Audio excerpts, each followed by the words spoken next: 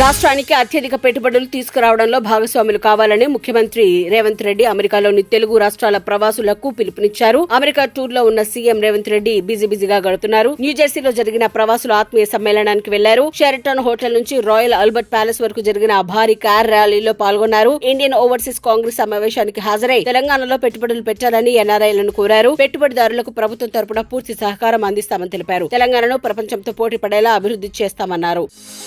తెలంగాణలో ఉప ఎన్నికలు తప్పవని బీఆర్ఎస్ కార్యనిర్వాహక అధ్యక్షుడు కేటీఆర్ అన్నారు. పార్టీ మారిన ఎమ్మెల్యేలపై అనర్హత వేటు వేయిస్తామని హెచ్చరించారు. ఢిల్లీ పర్యటనలో ఉన్న కేటీఆర్ పార్టీ ఫిరాయింపులపై త్వరలో బీఆర్ఎస్ న్యాయ పోరాటం చేస్తుందన్నారు. రాజ్యాంగ నిపుణులతో పార్టీ సీనియర్ ప్రతినిధుల బృందం సమావేశమవుతుందని, బీఆర్ఎస్ తరఫున త్వరలోనే సుప్రీంకోర్టులో కేసు వేస్తామని తెలిపారు. పార్టీ మారిన ఎమ్మెల్యేలకు ప్రజాక్షేత్రంలోనే బుద్ధి చెప్తామన్నారు.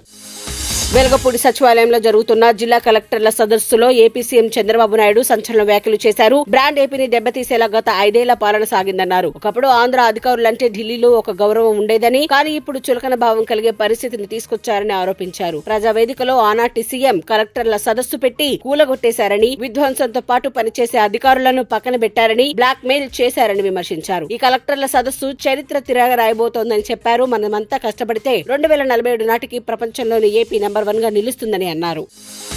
ప్రజలు మనపై పెట్టుకున్న నమ్మకానికి న్యాయం చేయాలని AP deputy CM Pawan Kalyan అన్నారు. గత ప్రభుత్వ పాలనలో ఎన్నో అవమానాలు ఎదుర్కొన్నామన్న ఆయన వ్యవస్థలను బతికించాలనే ఉద్దేశంతోనే అన్ని తట్టుకుని నిలబడ్డామన్నారు. బలోపేతమైన ప్రభుత్వ వ్యవస్థలను గత ప్రభుత్వం ఆటబొమ్మలుగా మార్చిందని కలెక్టర్ల సదస్సులో ఆయన అన్నారు. పాలకులు ప్రజలకు జవాబుదారీగా ఉండాలన్నారు. పాలన ఎలా ఉండకూడదో గత 5 ఏళ్ల పాలన తెలియజేసిందని చెప్పారు. దేశీయ స్టాక్ మార్కెట్ సూచీలు భారీ నష్టాల్లో కొనసాగుతున్నాయి. ఆరంభంలోనే సెన్సెక్స్ 2400 పాయింట్ల నష్టంతో ట్రేడింగ్ ప్రారంభించింది. నిఫ్టీ 24300 దిగువన ఖాతా తెరిచింది. దీంతో ట్రేడింగ్ మొదట్లోనే మదుపర్ల సంపదగా భావించే బీఎస్ఈలోని నమోదిత సంస్థల మార్కెట్ విలువ దాదాపు 14 లక్షల కోట్ల వరకు ఆవిరైంది. ఇక సెన్సెక్స్ 2383 పాయింట్లు నష్టపోయి 78598 వద్ద ట్రేడ్ అవుతోంది. నిఫ్టీ 724 పాయింట్లు కుంగి 23993 దగ్గర కొనసాగుతోంది. సెన్సెక్స్ సూచీలో HUL, Nestle India, Sun Pharma, Asian paint షేర్లు మాత్రమే లాభాల్లో ఉన్నాయి.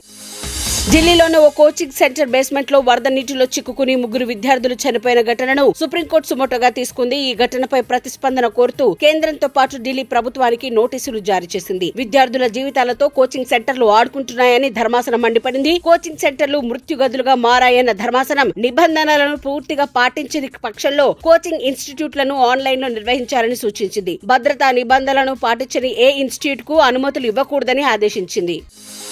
శ్రావణ మాసం సందర్భంగా వేములవాడ రాజన్న ఆలయంలో భక్తుల సౌకర్యార్థం ఇవాల్టి నుంచి బ్రేక్ దర్శనం ఏర్పాటు చేయనున్నట్లు ఆలయ అధికారులు తెలిపారు. ఆలయానికి భక్తుల రద్దీ పెరుగుతున్న క్రమంలో బ్రేక్ దర్శనం ఏర్పాట్లు చేశారు. ఎంట్రీ టికెట్ ధర 300 గా నిర్ణయించారు. రోజులో 2 సార్లు బ్రేక్ దర్శనం ఉండనుంది. ఉదయం 10:15 నుంచి 11:15 వరకు, సాయంత్రం 4 గంటల నుంచి 5 గంటల వరకు దర్శనం ఉంటుంది. దీనికోసం ప్రత్యేకంగా క్యూ లైన్ ఏర్పాటు చేశారు. ఎగువ రాష్ట్రంలో కురుస్తున్న వర్షాలతో పెద్ద ఎత్తున వరద పోటెత్తడంతో నాగార్జున సాగర్ నిండుకుండలా మారింది. గతేడాది నీటి ప్రవాహం లెక్క వెలవెలబోయిన నాగార్జున సాగర్ ఈసారి కృష్ణమ్మ పరవళ్లతో కలకల్లాడుతోంది. శ్రీశైలం ప్రాజెక్టు నుంచి నాగార్జున సాగర్ కు భారీగా ఇన్ఫ్లో రావడంతో నీటి మట్టం గణనీయంగా పెరిగింది. దీంతో సాగర్ ప్రాజెక్టు 6 గేట్లను అధికారులు ఎత్తి నీటిని విడుదల చేస్తున్నారు. క్రమంగా మరిన్ని గేట్లు ఎత్తే అవకాశం ఉంది. నాగార్జున సాగర్ పూర్తి స్థాయి నీటి మట్టం 590 అడుగులు కాగా ప్రస్తుతం నీటి మట్టం 580.40 అడుగులకు చేరుకుంది.